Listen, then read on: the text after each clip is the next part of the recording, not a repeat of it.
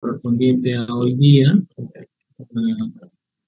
En primer lugar, darle los saludos de, en el caso del doctor Enrique, que tenía la clase por cuestiones de fuerza mayor, me he encargado para poder darle las clases. Bueno, la clase programada es envenenamiento por carbomatos y organofosforados, álcalis, y básicamente lo que vendría a ser la ingesta del líquido. Bueno, como ustedes, o ya próximo ya a realizar pues sus prácticas ya profesionales, este tema nosotros siempre hemos tenido las emergencias. Se ven actualmente hemos tenido en nuestro hospital casos eh, por este por esta por este envenenamiento, ¿no? Básicamente por carbamatos. Bien, el que le habla es el doctor Víctor Loaiza. Soy médico pediatra del Hospital María Auxiliadora. Un gusto de pertenecer pues, a la plana de la universidad, ¿no? Y contar también con estudiantes en la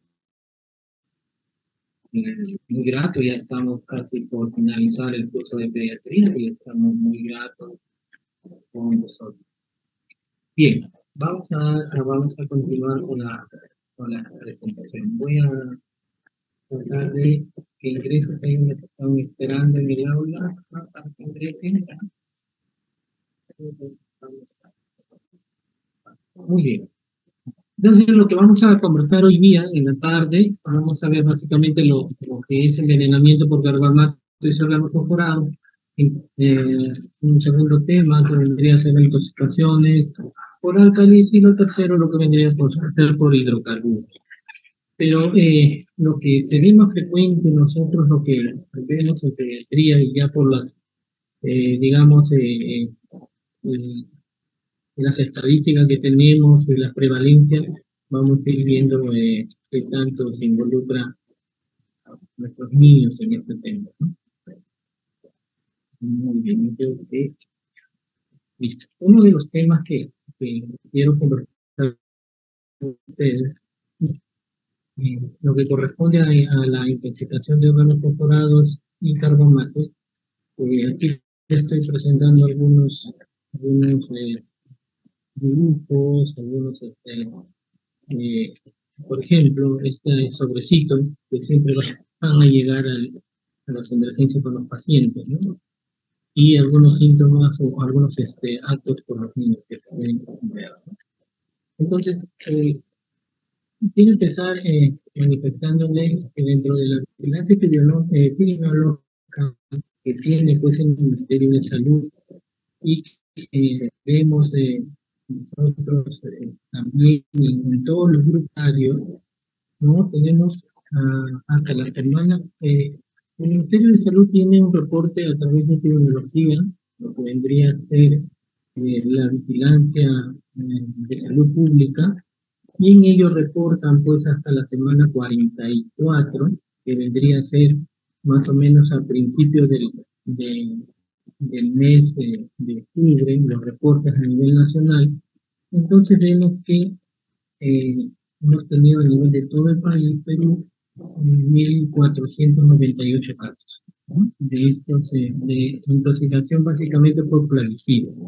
Y en esto hay que indicar que los niños menores de 12 años tenemos un caso de 174, que me hace una tasa de incidencia de más o menos el 5%. Pero en sí, digamos, la población más afectada es la población de adolescentes y se ve también la población joven, ¿no? La población, pues, la población, digamos, activa, económicamente activa, ¿no? Y los adultos que también, pero más aún miren el grupo etario desde 18 a 29 años. Pero quiero recalcar que también en niños vemos los casos, ¿no? Y lo otro que marca este cuadro es muy interesante, vemos pues no que se ve más en personas masculinas. Y también en los cuadros siguientes también señalan que en niños básicamente se da también este grupo etario, ¿no? Otro de los cuadros que mm, eh, nosotros vemos en la estadística son básicamente por el Centro Nacional de Prevención de Epidemiología, señala pues el tipo de exposición, ¿no? Las circunstancias de exposición. Y dentro de ello, ¿no? Tenemos, miren ustedes, de una forma voluntaria, intencional, que tenemos por estas intoxicaciones, un 43.3% de toda esa masa que tenemos de casos a nivel nacional, ¿no? El segundo, en un 35.8%,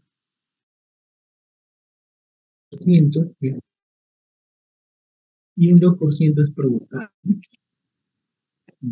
Hasta la semana 44, perdón, hasta la semana 40 de este año, ¿no? Que figura dentro de lo que vendría a ser su estadística de lo que correspondería pues al área de tecnología. Asimismo, eh, tenemos que, miren ustedes, en este cuadro, señala porque el 34% son, digamos, esta intoxicación se da básicamente en la parte de agricultura, ¿no? En la parte de estudiantes un 23%, y miren acá lo que llama la atención en rojo en los infantes, tiene un 6%, ¿no? Que está básicamente en el grupo etario de menos de 12, como ya hemos visto en la estadística anterior. Si nosotros lo traducimos en números, ¿no? Nos sale más o menos 174 casos hasta la semana 40 que hemos tenido por intoxicaciones a nivel del país. Asimismo, miren, estas, digamos, intoxicaciones por plaguicidas, ¿cuál sería la vía de exposición? ¿No? La vía de exposición, miren, un 54% es vía oral, ¿no? De todo lo que tenemos de toda estos casos que hemos tenido, el 54% viene a ser pues, la vía de exposición vía oral, ¿no? 24% por piel y 17.3% por vías respiratorias. Ocular 4.2%.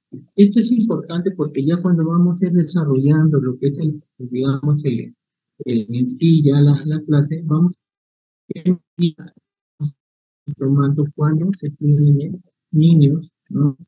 Adolescentes, de repente, digamos, hoy han estado en contacto, ¿no? Entonces, miren la estadística para más o menos nosotros ya ir viendo cómo planificar el plan de trabajo cuando tenemos en emergencia estos pasos, ¿no?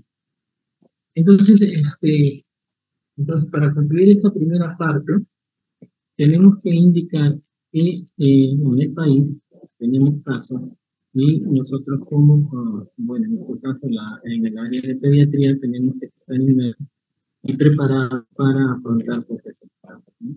Y considerando que según la estadística que ya hemos considerado en la presentación, tenemos pues, un porcentaje a nivel del tercer o cuarto eh, que tienen pues, estos riesgos, ¿no? Y se ve en niños menores de 12 años. Disculpa un ratito, voy a hacer ingresar a su compañero.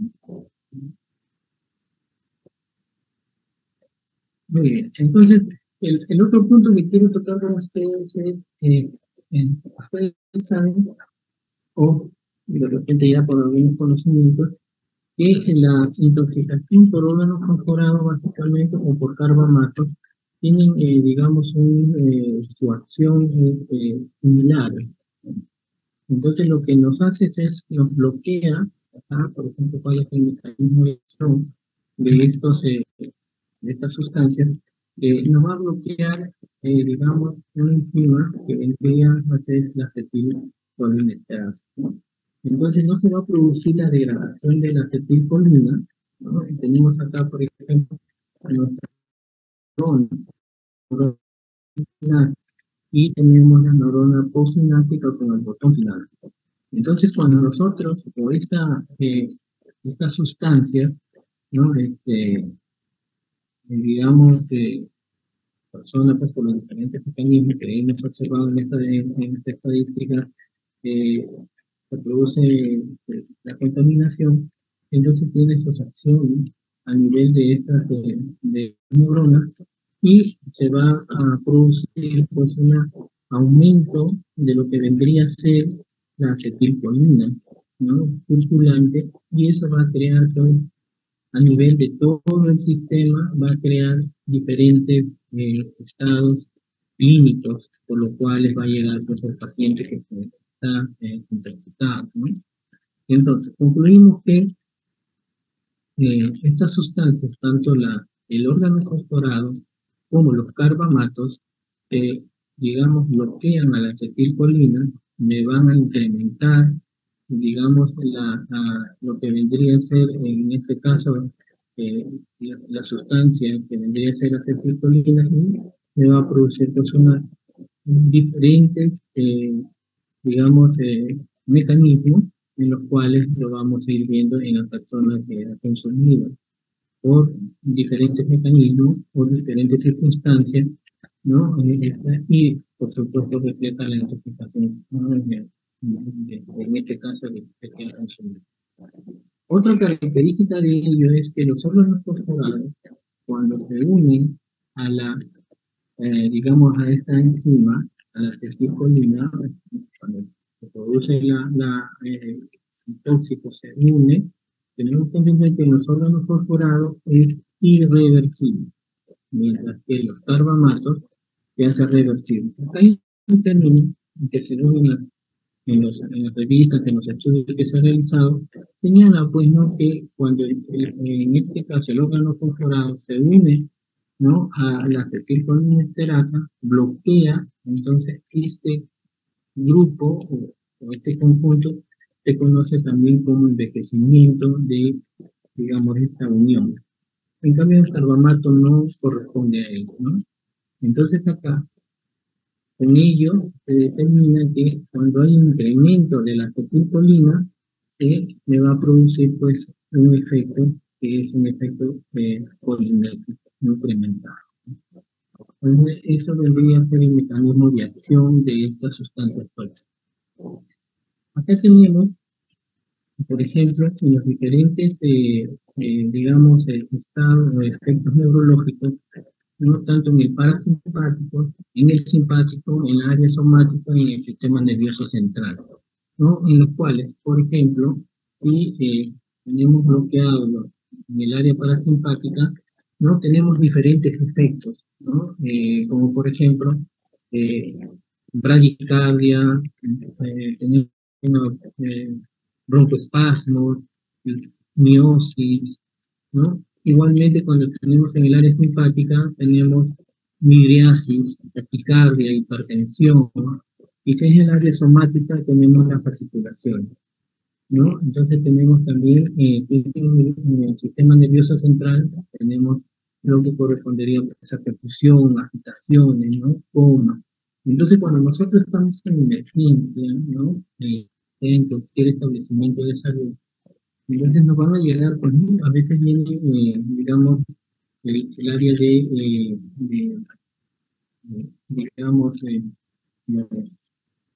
esto lo cuentan los bomberos, los familiares. Entonces, cuando comenzamos a evaluar bajo la triada de evaluación pediátrica, entonces nosotros vamos viendo estos tipos de sintomatología, ¿no? Entonces, por ello, nosotros vamos a tener que ir evaluando al paciente, ¿no? Y siempre considerando pues las alternativas de la gravedad, ¿no? Si es una prioridad 1, va a tener pues, ¿no?, que entrar al área correspondiente. Pero la conclusión de esta diapositiva es básicamente que la, digamos, el efecto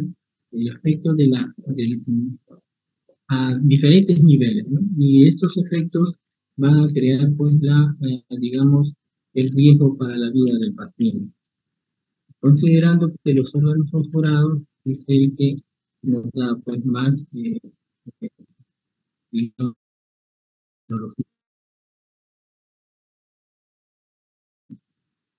A veces la utilidad de los órganos perforados que se da, ¿no? Y cuando nosotros ya, pues, bueno, la literatura también nos refiere, que se ve pues más en la agricultura. Los carbomatos a veces se utilizan en los domicilios como para eh, utilizar o hacer una limpieza por los errores, ¿no? Y a veces pues los niños, ahí viene ya, en la parte de agricultura más para el grupo etario, digamos, adulta, pero en los niños básicamente en las casas que a veces tenemos, o a veces que se hacen las limpiezas por ahí, dejamos los tipos de tóxicos y los niños los cogen y lo pueden consumir, ¿no? O de repente a veces se hacen limpiezas y se dejan en casas en forma pues de que el niño hace contacto, que también es otro medio de ingreso para este tóxico, ¿no?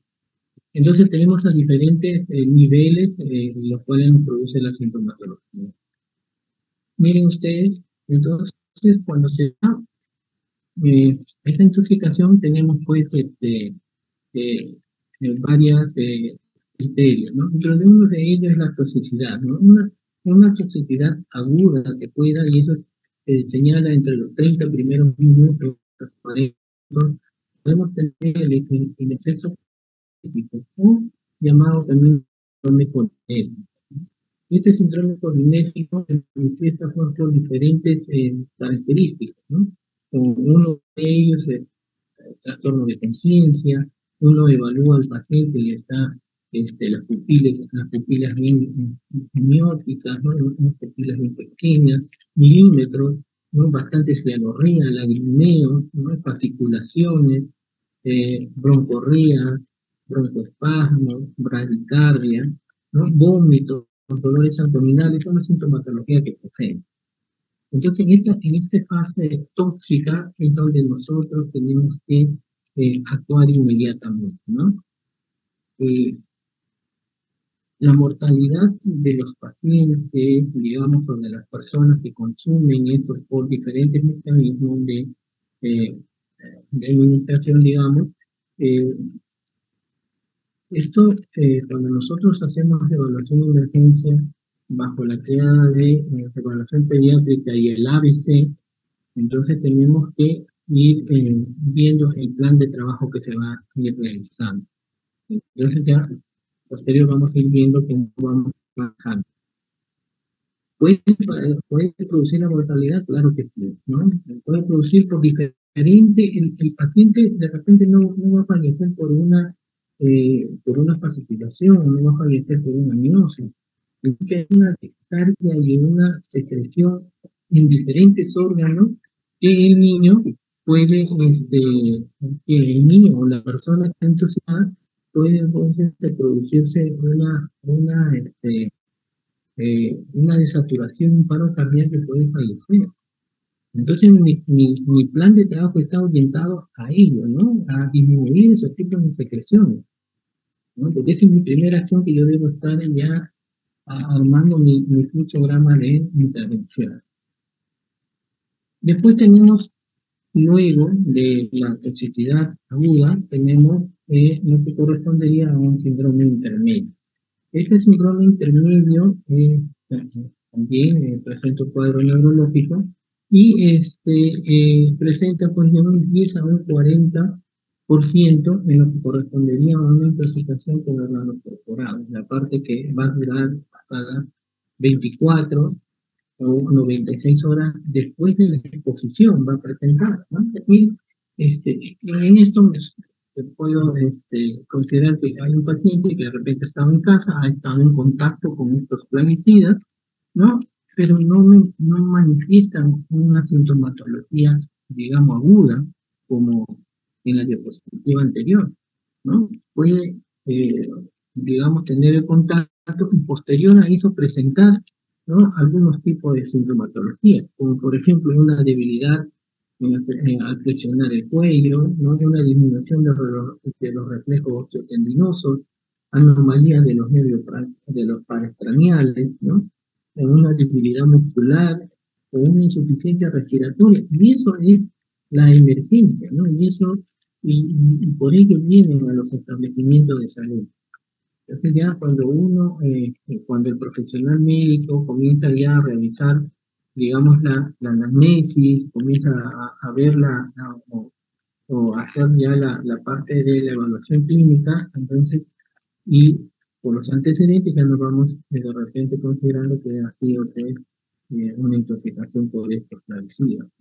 Puede ser por órgano corporal o carbomato, ya los cuales tienen, digamos, una misma sintomatología final, ¿no? Y lo tercero viene una neuropatía periférica retardada inducida por los órganos corporales, como por ejemplo que ocurre a varias semanas, ¿no? Y puede haber que haya tenido la presentación o la exposición eh, una semana o 2 semanas previas y posteriormente me viene a la emergencia presentando el mismo síntoma, como ha sucedido, ¿no? Eh, Se ha visto en personas en esto sí, en agricultores, por ejemplo, ¿no? En personas ya adultas, pero también en niños a veces se ha considerado o se ha visto esta sintomatología. Viene a ser básicamente compromisos del motor, ¿no? Que se ve en una neuropatía periférica retardada, puede resolverse espontáneamente. Hay algunos que tienen la sintomatología, de repente reposan en casa o toman algunas sustancias y el efecto disminuye, ¿no? Pero puede resultar con una disfunción neurológica permanente, ¿no? Y eso a veces acuden pues a los servicios de salud y ya cuando se realiza una adecuada entrevista o una anamnesis, ¿no? Entonces podemos determinar que posiblemente haya sido por una intoxicación por estos plaguicidas, ¿no? Asimismo, mire, muy bien. Entonces con esto, nosotros ya estamos considerando pues cuál es el mecanismo de acción, cuáles son las etapas o los momentos eh, de las fases que nos puede producir, ¿no? Y en conclusión de ellos, podemos decir que los que se han intoxicado con tanto con órganos fosforados o con carbamato, lo que va a producirlo, eh, ¿no? La muerte que hablamos, es básicamente en el momento tóxico, ¿no? En los cuales nosotros podemos actuar inmediatamente. El diagnóstico es clínico, es lo que básicamente es y la exposición al tóxico, ¿no? Nosotros hemos tenido la experiencia que a veces tenemos niños que llegan a la emergencia traídos por los padres en brazos, ¿no? Con un trastorno de conciencia, pero el familiar nos dice, he dejado un hijo y le he encontrado esto. Y cuando evidenciamos, pues es una envoltura de repente que han utilizado para fumigación o que han utilizado de repente para eliminar roedores. Y dentro de su composición figura carbamatos o figura órganos corporales, ¿no? De repente el niño digamos, en su exploración, en, en su equivocación, se podría decir, lo ha consumido o de repente lo ha estado manipulando. Y viene con todo el efecto tóxico de las primeras 40 minutos, ¿no? Entonces uno tiene que verificar para poder intervenir. Generalmente la intoxicación por ramato, como le comento, son los raticidas, son los que se usan para eliminar roedores, se da en el ambiente urbano, en la zona domiciliaria, ¿no? Y la intoxicación por órganos perforados básicamente se da en las áreas agrícolas, en las zonas pues, donde se utilizan para lo que vendría a ser eh, básicamente en la agroindustria, ¿no? En las áreas agrícolas. Entonces, cuando nosotros Doctor, identificamos, ¿sí? escucha, buenas tardes, disculpe. Lo que pasa es que varios compañeros están esperando y también quieren escuchar la clase, pero dicen que aún no los pueden aceptar. No sé si los Ah, puede aceptar, por favor. ok, disculpe, Gracias, doctor. Disculpe. no, no, no, no te preocupes, gracias por avisar. Vamos a intervenir. Pero,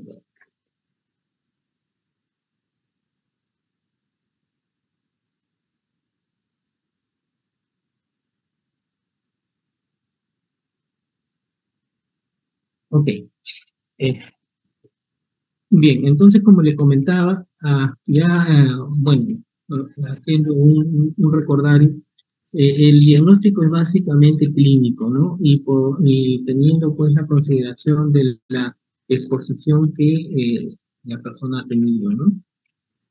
Entonces cuando ya hago digamos, la evidencia, ¿no? Que ha sido pues, o la exposición a estos plaguicidas, inmediatamente lo que debo indicar es, aparte del ABC,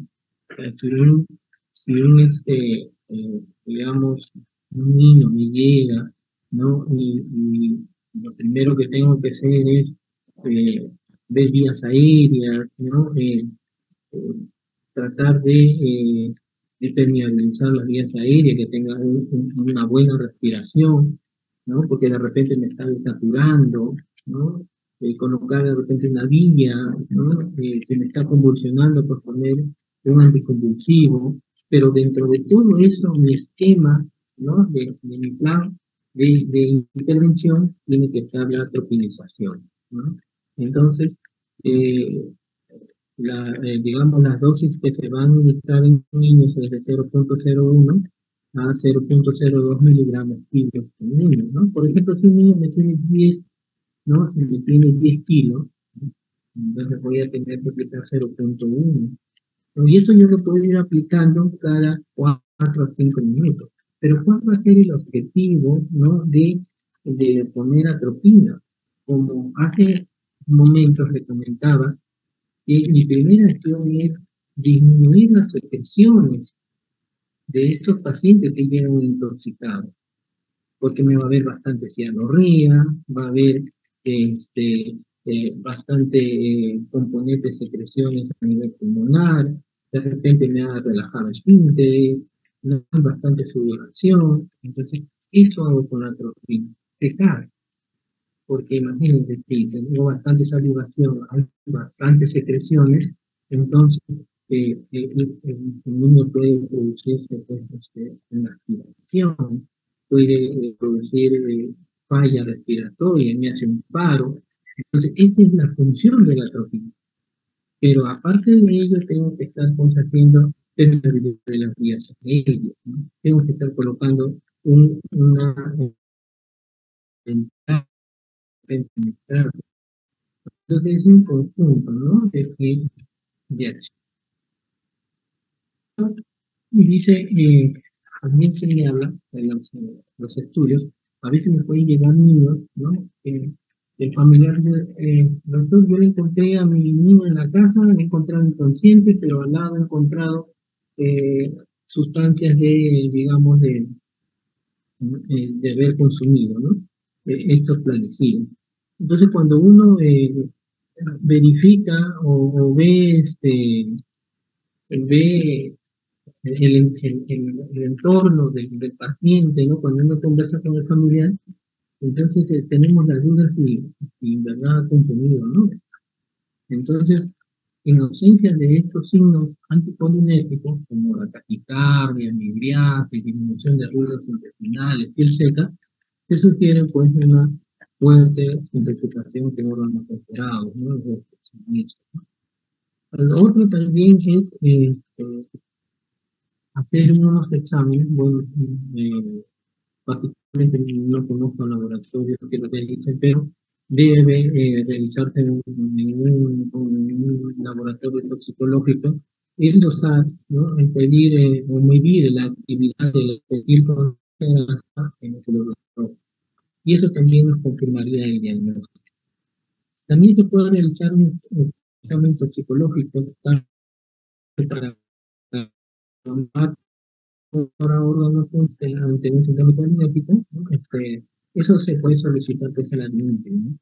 Eh, por ejemplo, nosotros en el hospital hacemos la prueba de CISPOTO y lo enviamos a la facultad de Jamar con su parte bioquímica, que también lo podemos realizar, ¿no? Para de fluidos, ¿no? Para saber identificar pues, ¿no? Estos tipos de plaguicidas. Ahora, si uno se conoce o se sospecha de la exposición, se debe administrar pues, el tratamiento tan pronto aparezcan los síntomas, ¿no? Y no esperar la confirmación laboratorial, ¿no? Si estoy en duda para hacer el diagnóstico y puedo hacer algunos exámenes como la acetilcolinesterasa en glóbulos rojos o enviar a toxicología, ¿no? Pero si en el interín veo que hay sintomatología digamos, de la exposición colinética, inmediatamente se debe realizar pues, el tratamiento efectivo. Ahora, ¿cómo hacer entonces en sí ya el tratamiento, ¿no? El manejo? Porque tener en verdad un niño con estas características en emergencia es un estrés, ¿no? Está en la vida del paciente, ¿no? ¿Qué vamos a hacer? No olvidar, por favor, cuando uno evalúa al niño, que la triada de evaluación pediátrica y además el ABC, ¿no? Lo que de repente ya hemos revisado en clases anteriores. Entonces, una de ellas es oxigenoterapia, ¿no? Para identificar si va a requerir intubación. Acuérdense que el efecto que tiene es a nivel del sistema nervioso central, ¿no? Entonces, dice que la intoxicación por órganos temporales es la más grave. Entonces puede requerir presentar a UCI de inmediato. Descontaminación, se dice que dentro de las primeras horas se debe realizar pues, una irrigación térmica. A veces se hace un baño al paciente, se le retira la ropa, ¿no? Se trata de limpiar la zona de contacto. Pero también podemos utilizar el carbón activado. Pero previo a eso también podemos hacer lavado, ¿no? Un lavado intestinal, ¿no?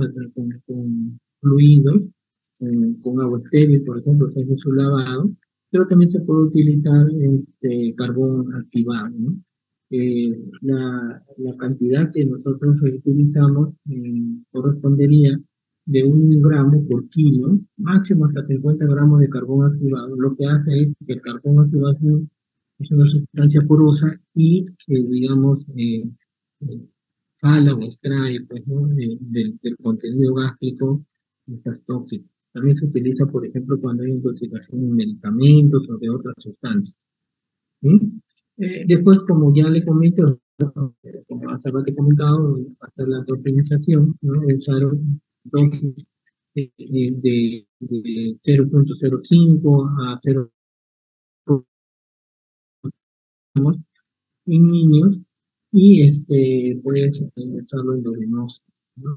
En adolescentes, ya básicamente, ¿no? Y en adultos se usa pues, se administra igual que en el adolescente. Y se debe administrar cada 3 a 10.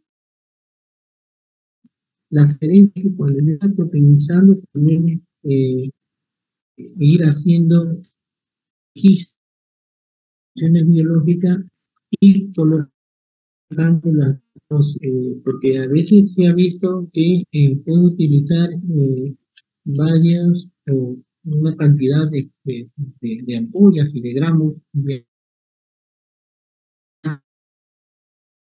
el efecto que hace la proteína no es que me disminuya las articulaciones, no es que me disminuya el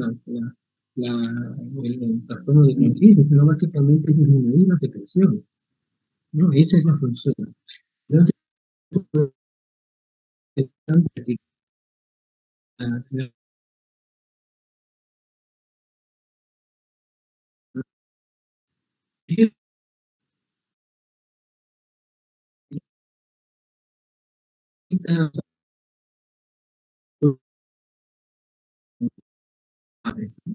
como por ejemplo,